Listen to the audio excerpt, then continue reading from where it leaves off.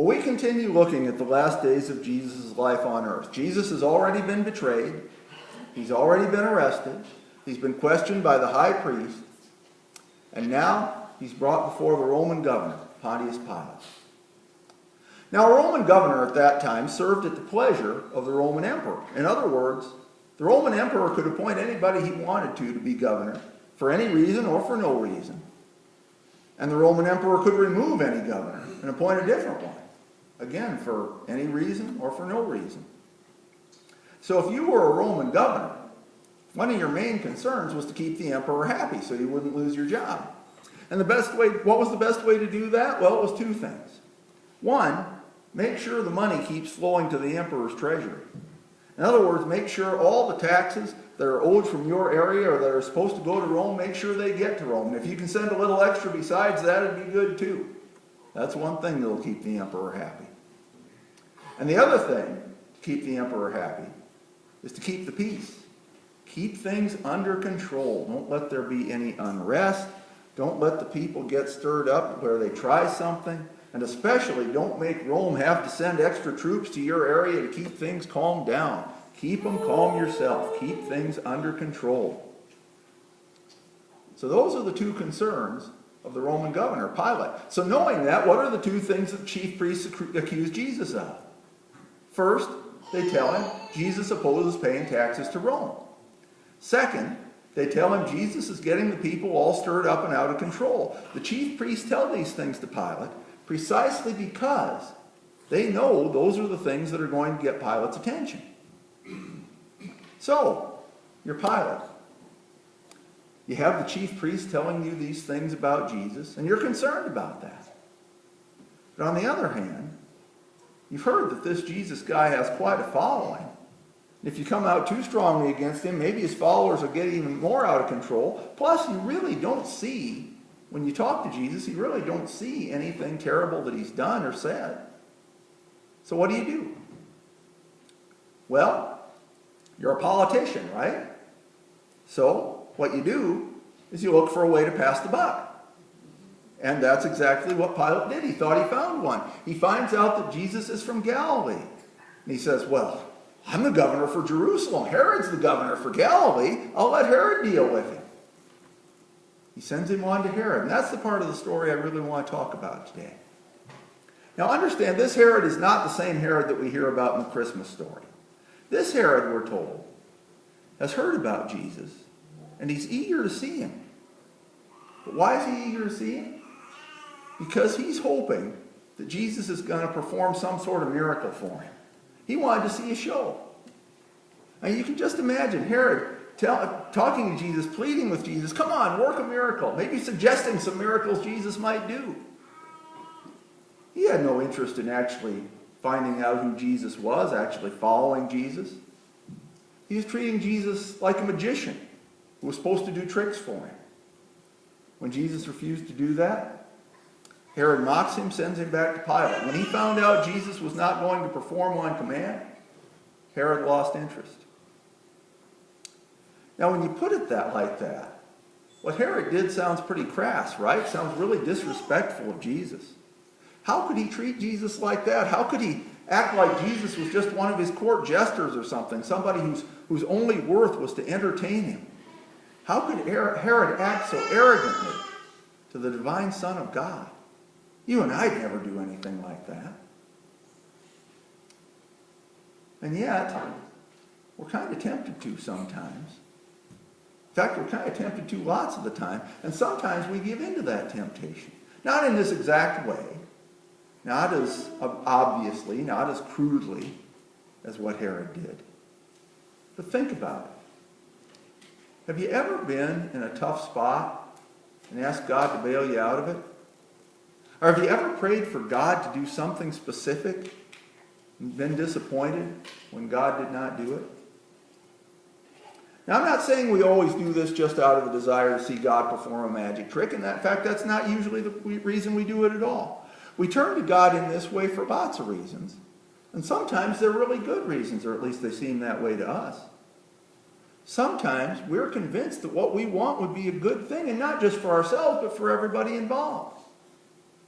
Sometimes we sincerely believe that what we want is in fact God's will. And of course, at other times, we turn to God for help in this way just because we're desperate. We're in a spot, we see no way out, we see nowhere else to turn. And of course, there can be lots of other reasons we pray in this way as well. But for whatever reason, we pray for God to do some specific thing. And sometimes God does those things. But sometimes God does not. And so the question is, how do we react to that? How do we react when, with nothing but the best of intentions, we've asked God to do something and God does not do it? Well, we're probably disappointed, and that's pretty natural. But what then? Once we get over our disappointment, then what? Where do we go from there? We saw what Herod did. Herod completely lost interest in Jesus. Herod decided that if Jesus was not going to do what he wanted, then he wanted nothing to do with Jesus. He sent Jesus away and essentially decided that Jesus was never going to be a part of his life again. But of course, Herod never had actually believed in Jesus in the first place. He was curious about him. He'd heard some things, but he never actually believed. In fact, it appears that there was no chance he ever was going to believe. Again, he was not interested in faith. He wanted to see a show. But presumably, you and I do believe, or at least we're interested. Don't know why we'd be here in church if we were not at least interested. But what is it that we actually believe in? Do we believe in a God who's supposed to do what we want, at least if we sincerely ask and ask with good intentions? Or do we believe in something more than that? Because here's what makes this hard. A lot of us here have prayed for very serious and very important things. Might be the restoration of a relationship, the healing of a loved one, prayer for protection and safety in a frightening situation. All sorts of things that are very serious and very important. And we pray for them sincerely, with our hearts in the right place. And again, sometimes God does what we ask, and sometimes God does not. So the question is, can we accept that and still believe? Can we accept that God heard our sincere and heartfelt prayer, that God considered what we asked for with the best of intentions and with love in our hearts, and God said no? Can we continue to have faith in God when God does not do what we know God could do and what we truly believe God should do?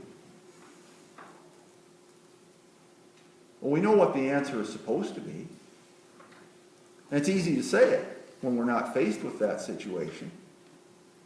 But I know some of you have been faced with that situation, and some of you may be facing it now. And if not, then at some point in your life you're going to. It happens to all of us eventually. When we ask for God to do something that's very important to us, something that we believe with all of our heart is the right and the best thing, and God says no. And that's when we find out how real our faith actually is. It's when we find out whether we truly do have faith in God. When God says no to something that's very important to us, something that we think would be the best thing, not just for ourselves, but for everybody. That's when we find out if we have enough faith in God to trust that God's way is better than our way. When we're convinced that our plan is the best plan, when we cannot see that there possibly could be a better plan, can we still believe that somehow God does have a better plan?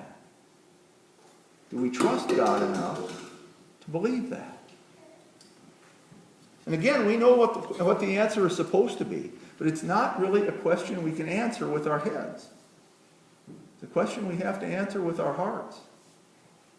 It does not matter what we should believe. What matters is what we do believe. It does not matter that we should have faith and that we should trust God. What matters is whether we do have faith and we do trust God. Now, if you struggle with this, it's okay. Because this is not an easy thing to deal with, and God knows that. I think there are probably times when it's really hard for God to say no, even when God knows that no is the right answer. Because in those situations, God knows how we're going to feel when God says no. God knows how much we're going to hurt when God says no. And God does not want us to hurt, but God knows that God's plan is better than what we want, even when we cannot see how it possibly could be. And so God has to say no, knowing the hurt that it's going to cause us. Over the last few weeks, we've talked a lot about aligning our hearts with God's heart. We've talked about doing God's will rather than our own will. This is where it gets real. This is where we find out just how real our faith is. This is where we find out if we can really mean those words that we pray in the Lord's Prayer every Sunday. Thy will be done. And it's a question that each one of us has to answer for ourselves. I'll be happy to talk with you about it. Of course, if you're struggling with something, please contact me. I'll be happy to visit with you. I'll be happy to do anything I can do to be there for you and help you work through this. And I'm sure there are other people here who do that for you too.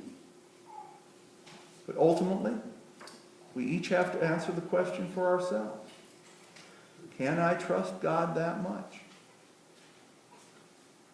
So my prayer is that each of us will get whatever help we need and do whatever is necessary to keep our faith strong and to keep trusting God, even when God says no. Amen.